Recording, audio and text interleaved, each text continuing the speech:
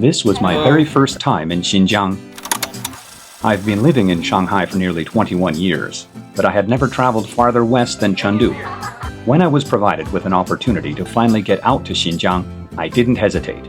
It wasn't going to be a long trip, but I was hoping it would be enough to encourage me to come back. 谢谢. She's just welcoming me to China. 6 days may not sound like a long time, but I figured it would be enough for me to get a feel for the place. Well, it was a very long plane ride. Maybe not that long, 5.5 hours. And a moderately long train ride, another 4.5 hours, but we're finally here, Sayram in western Xinjiang. It is absolutely gorgeous here. I apologize for the hat and the sunglasses. I know it's hiding a lot of my face and whatnot, but the sun is really powerful here. I feel like I'm getting a head x-ray. Now, most of the mountains surrounding this lake are actually quite barren. We are in a desert after all. Now that said, as we were traveling up here, it's quite green for a desert. I gotta say, I'm seeing a lot of green here. And the solar, they got one area, it's just square kilometers of solar panels. It's absolutely phenomenal. Just look at how clear that water is. It's ridiculously clear. Hello. So the way it operates around the lake here is they have a hop-on, hop-off tour bus system. It's 90 kilometers all the way around the perimeter of the lake. You can jump on and jump off at various spots. Right now we're going down to see the swans.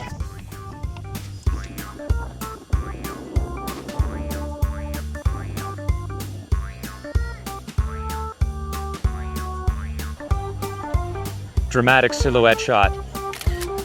That's what this is.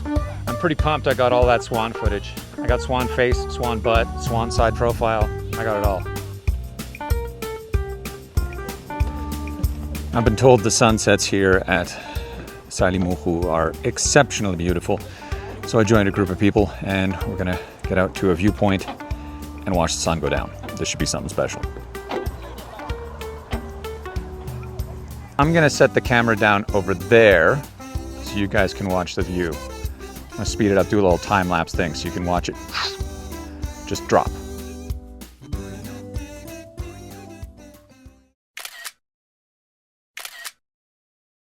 In Xinjiang, summer days can have up to 14, even 16 hours of sunlight.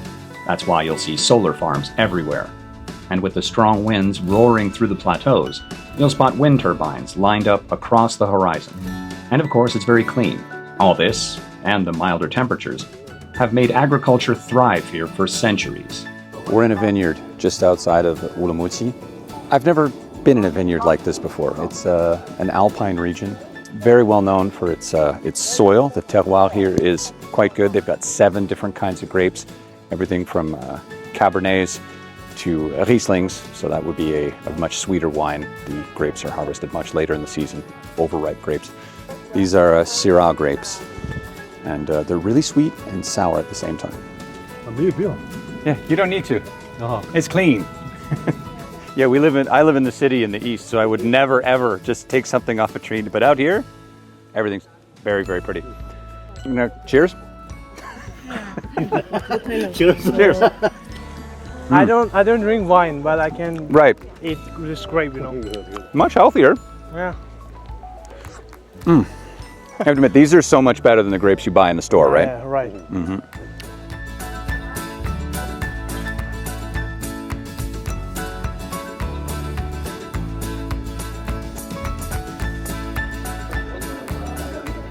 So, I've been told that the grapes that they use here to make the wines have actually been here for a very, very long time. Now, the expansion and development of the vineyard is relatively recent, but the history of these grapes growing in this region, in this terroir, in these lands, go back much, much farther.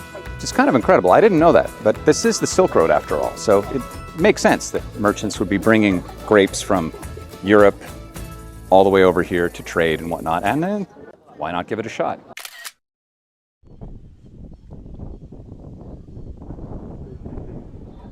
So the bridge actually connects Yili to Urumqi. It took a very long time to get between those two cities before. This bridge shortens that time considerably. The view from here is absolutely spectacular. You can see the bridge behind me is the Fruit Gap Bridge, or at least that's how it translates. It goes right across this mountain valley here, and I can't even imagine the amount of work that went into building this thing, getting the materials up here, and the differences in seasons is really, really crazy. I live in Shanghai. It's a little bit cold in the winter and a little bit warm in the summer. A little bit is an understatement.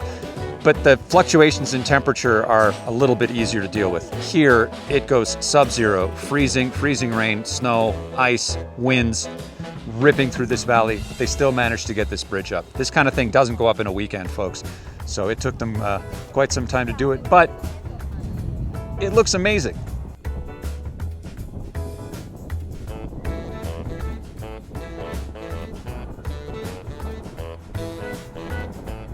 He's looking for food and I don't have any.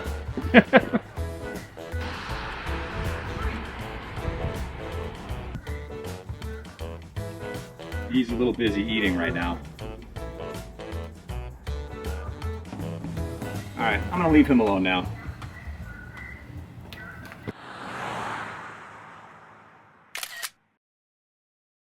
Trade is also big business here.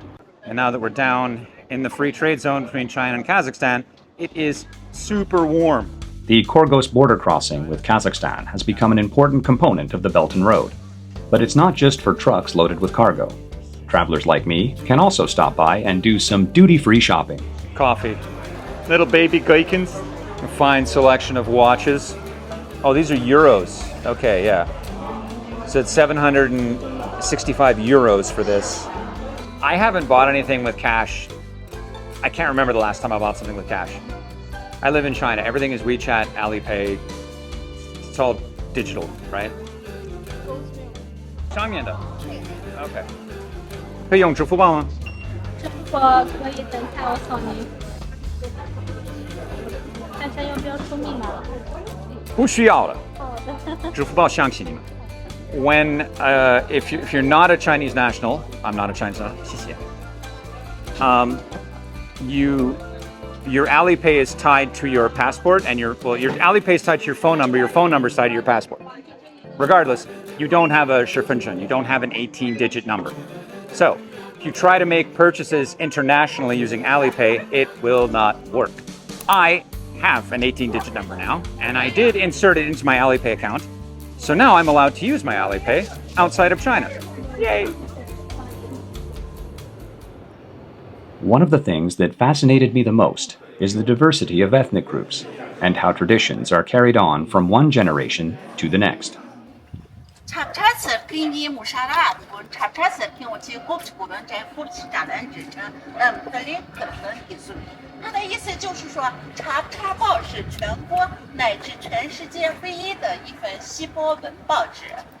Before coming to Xinjiang, I didn't know much about the Xibe people. But here, I found a printed newspaper that's still published in their own language. It's wonderful to see a tradition being kept alive. I then dove into their history, tried their food, and even got a taste of their traditional archery. Yellow! So the Xibe people, originally from the northeast, from Shenyang, if I got that right. They were sent out west to guard the western frontier of the empire. We're in Yili, by the way. They dressed one of us up. Thankfully, I avoided it.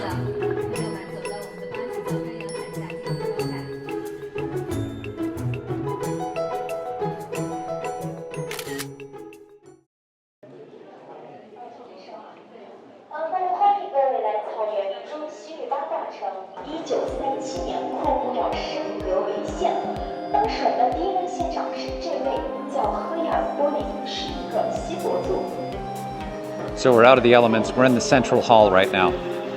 If you've ever seen any video footage, drone footage is very popular here because of the layout of the city. It's like a perfect octagon separated into the 8 trigrams. I'm learning a little bit about the philosophy, Bagua and all that, but to be honest, it's very complicated. So if you're interested, look it up because it is very interesting.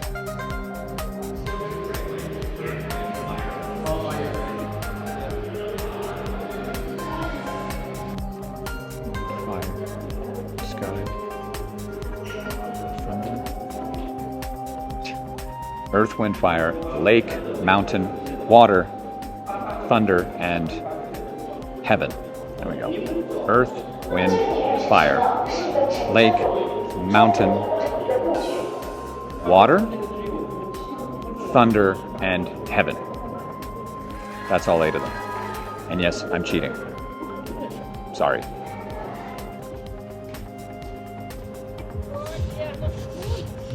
Oh, that's cool. I am enjoying the view of the mountains off in the distance. This early in the morning, the fog is lifting right now, so you get this really nice, creates a lot of depth. It's good for pictures. I don't know how well it's coming through on this camera though. And just know that at every one of these little viewing platform areas that you stand up on, which face one of the streets that lead right down into the central hub, there's a description of the meaning behind. On the last day, just like on every trip, Well, I've arrived at the last stop on the trip.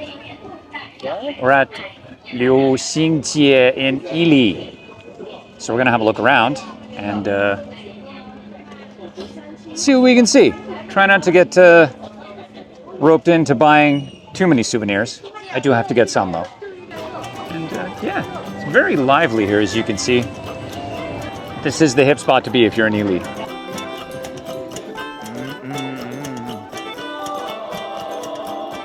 Again, come on. Come on. 95块。那边是120。All right, so 120 for these, and 95 for this one. Is this my color?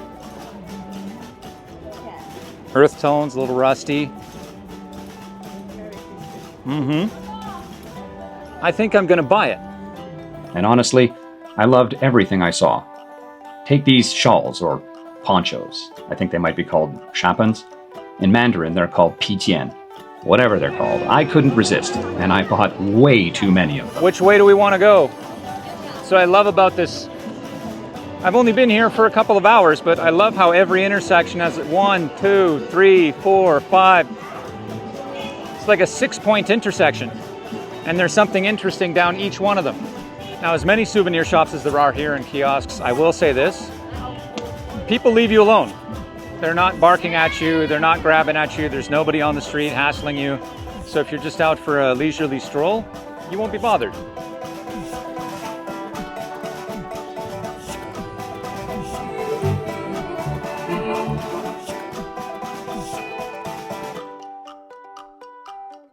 I'm old, okay? Laugh at the way I hold a bag. Make you happy if I hold it like this? Is that better? Well, all good things must come to an end, and this includes my fantastic journey to Western Xinjiang. My only problem? Too short.